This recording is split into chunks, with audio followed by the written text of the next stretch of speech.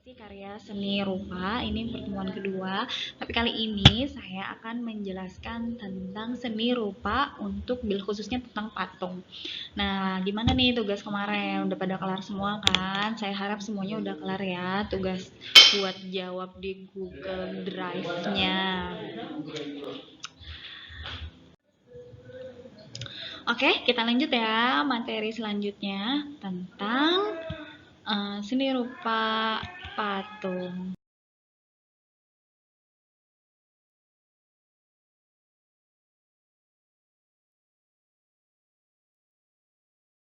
Berkarya seni rupa patung khususnya banyak banget modelnya, yaitu pertama ada modeling, kedua pahat, ketiga cor, keempat konstruktif.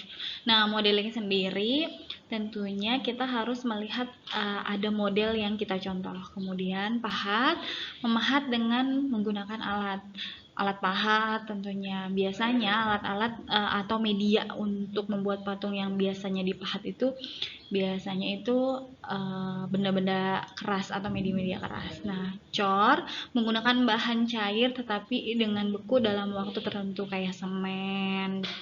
Kemudian pokoknya dia kadang-kadang cair kemudian atau bisa juga digunakan dengan clay. Nah, selanjutnya ada konstruktif yaitu mengkonstruksikan atau membangun bahan yang ada kemudian dibentuk patung. Ada bahan alami membuat patung. Pertama, ada tanah liat, batu, bambu, kayu, marmer, bahan buatan membuat patung, plastisin, gips, logam, besi, semen batu, fiber, plastik, pipa, dan masih banyak lain di luar sana yang bisa digunakan untuk bahan membuat patung. Bukan cuman yang ini aja, sekarang sudah banyak para seniman membuat patung itu dengan alat-alat atau media-media yang ada di lingkungan kita gitu. Bisa juga dibuat menggunakan bahan daur ulang. Tenang aja, saya nggak akan bikin tugas kalian membuat patung dari bahan-bahan yang sulit, tapi nanti saya sih pengennya kalian bikin praktek membuat patung. Nah, bahannya apa? Nanti dulu. Bahannya masih dipikirkan. Alat mematung ada pahat, cetok atau cetak, butsir, sudip, cetakan, kikir, perekat, mur, baut, paku, tali. Nah, ini hanya sebagian. Tentunya masih banyak lagi yang bisa kalian cari di berbagai media, baik internet ataupun buku, alat untuk mematung. Penampilan patung. Nah, bentuknya apa aja? Ada bentuk lepas dan bentuk relief. Nah, kalau relief kalian pasti sering banget lihat relief di mana? Ayo, di candi. Nah, relief itu kan banyak banget di candi. Gimana tuh orang zaman dahulu kala ternyata udah canggih banget, udah bisa bikin relief di batu-batu kayak gitu. Oh, jangan sampai kalah ya. Kemudian ada lepas, yaitu jenis patung yang dapat dilihat dari berbagai arah pandang. Jadi intinya sudah diinformasikan di pertemuan pertama bahwa patung itu adalah bentuk seni rupa 3 dimensi. Jadi bisa dilihat dari berbagai arah tentunya. Selanjutnya ada manfaat patung. Apa sih manfaat patung? Pertama, di masa prasejarah untuk kepentingan magis dan religi. Kemudian untuk hiasan pastinya atau dekorasi. Kemudian untuk peringatan peristiwa bersejarah. Jangan sampai dilupakan bahwa salah satu contoh patung yang dapat digunakan untuk prasejarah adalah patung Pancoran atau disebut dengan patung selamat datang. Apa tuh sejarahnya? Tanya sama Bu Irham nih deh ya sejarahnya. Panjang lebar karena waktu menyampaikan materinya cuma 10 menit. Selanjutnya, ciri bentuk patung. Nah, pertama ada naturalis atau figuristik, kemudian ada abstrak dan abstrakis. Apa sih penjelasannya nih? Naturalis itu apa? Figuristik itu apa? Nanti saya akan jelaskan di pertemuan berikutnya. Kemudian sama dengan aliran lukisan, aliran patung juga banyak macamnya. Ada simbolisme, konstruktivisme, robot art, mobile sulkup lah, itulah pokoknya. Mobile itu patung yang bisa bergerak nih, jangan salah, ternyata patung juga bisa bergerak. Jangankan patung, pada zaman dahulu boneka pun bisa bergerak. Dengan cara apa? Dijampe-jampe, kemudian rohnya datang, akhirnya bonekanya bisa bergerak. Lanjut. Nah, sekarang kita berlanjut ke keunikan seni rupa murni. Apa aja? Pertama, di bangsa India, seni lukis tersendiri memiliki ciri-ciri tulisan gambar atau fitogam yang dibuat pada lempengan tanah liat serta lukisan dinding bercorak Buddha, itu di India ya. Kemudian seni patung di India itu karya seni rupa yang berkembang di India, umumnya bercorak Hindu Buddha, pastinya karena kebanyakan atau di sana kebanyakan masyarakatnya menganut agama Buddha. Nah, bangsa Cina sendiri memiliki ciri-ciri untuk lukisnya, seni kaligrafi, lukisan fresko, lukisan dekoratif, kombinasi, dan lain sebagainya.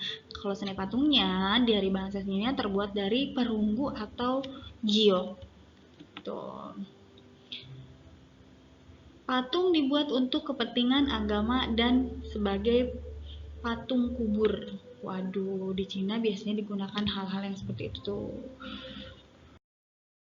Selanjutnya bangsa Kamboja itu biasanya bercorak kuil, kemudian menara, stupa. Myanmar lebih kepada bercorak kepada, sama sih, nggak jauh beda sama yang sebelumnya, kuil. Kemudian pagoda-pagoda tersebut terbuat dari batu serta batu merah dihias lukis-lukisan dan patung dari kayu. Waduh. Nah, selanjutnya sejarah perkembangan seni rupa di Indonesia. Nih negara kita tercinta nih, Indonesia Raya. Jangan ya, tapi Indonesia Raya.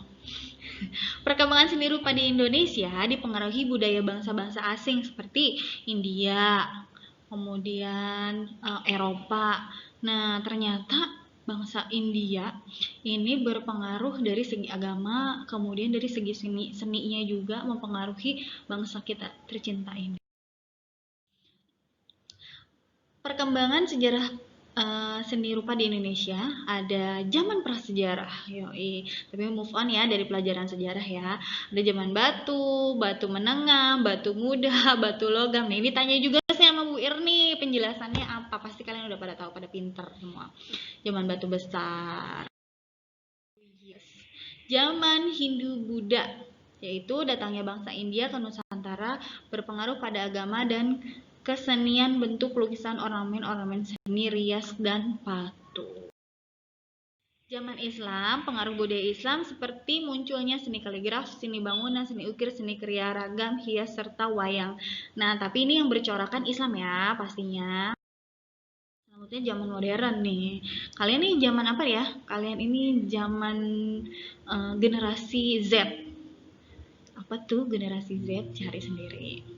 Zaman modern, datangnya bangsa Belanda ke Nusantara membawa pengaruh besar terhadap dunia pendidikan serta kesenian, terutama di Indonesia. Aliran seni lukis seperti ini agak ribet ya nyebutinnya, banyak. Vincent van Gogh dan seterusnya. Nah, kemudian ada sejarah seni rupa Indonesia modern. Masa praktis Raden Saleh sebagai pelukis modern pertama Indonesia. Tuh, ingetin.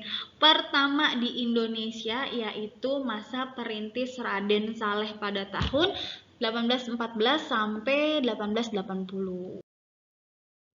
Masa Indonesia Jelita, yaitu bersama Basuki Abdullah. Siapa sih yang nggak kenal sama Basuki Abdullah? Kenal nggak?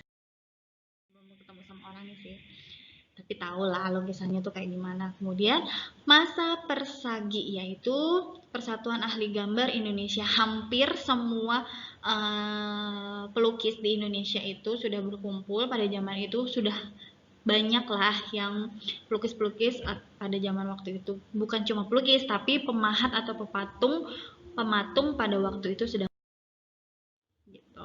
Selanjutnya, masa pendukung Jepang merupakan kebudayaan Indonesia sebagai strategi perang. Pelukis Indonesia yang mengikutinya adalah Oto Jajah, Hendra Gunawan. Kemudian masa revolusi. Seniman turut mendukung perjuangan tentara melalui poster-poster perjuangan. Wah, ternyata kita sebagai pelaku seni, ceritanya nih kita sebagai pelaku seni bisa mendukung dengan cara kita sendiri, sama kayak zaman sekarang nih. Kita sebagai pelajar, sebagai guru mendukung pemerintah dalam memerangi COVID-19 dengan cara apa? Ya gitu, bikin poster, kemudian upload tentang COVID-19, gimana cara jaga diri dan lain sebagainya. Semoga kita sehat terus ya. Kemudian masa tahun 50-an. Seniman berada di bawah kendali partai politik, munculnya seniman-seniman akademis nih. Sudah mulai bermunculan sarjana-sarjana yang lulusan memang paknya ke seni. Kemudian ada gerakan seni rupa baru Indonesia. Lahirnya gerakan seni rupa baru tahun 1975 nih. Siapa nih yang orang tuanya lahir 1975 nih? Pasti lumayan tua. Nah, selain seni lukis serta patung, juga berkembang seni rupa yang lain seperti desain mode, keramik, dan lain sebagainya. Fotografi aja ya sudah banyak banget ilmu-ilmu yang mempelajari tentang kesenian tentunya. Fungsi dan makna seni rupa modern mancanegara yaitu sebagai kebutuhan fisik, kebutuhan jasmani, serta sebagai kebutuhan rohani. Wow, jadi ternyata patung juga sebagai kebutuhan rohani. Kok bisa ya? Bisa dong. Aktualisasi diri. Nah, kita sampai nih ke tugas nih. Saya sih pengennya kalian datang ke sebuah pameran seni rupa, bikin laporan, tapi janganlah ya, ini masih masa pandemi kayak gini, jadi jangan kemana-mana. Saya sih pengennya nanti kalau misalkan ada kunjungan museum virtual, boleh kita lihat, tapi nanti saya cari-cari dulu deh. Semua kita lewat dulu ya. Tes kompetensi siswa. Nah, tesnya nanti akan saya bikin lewat sama kayak pertemuan sebelumnya, yaitu lewat Google Drive. Nanti akan saya kirim ke Google Drive lewat Google Form. Selamat mengerjakan. Saya tunggu 15 menit ya dari sekarang untuk bikin tugasnya.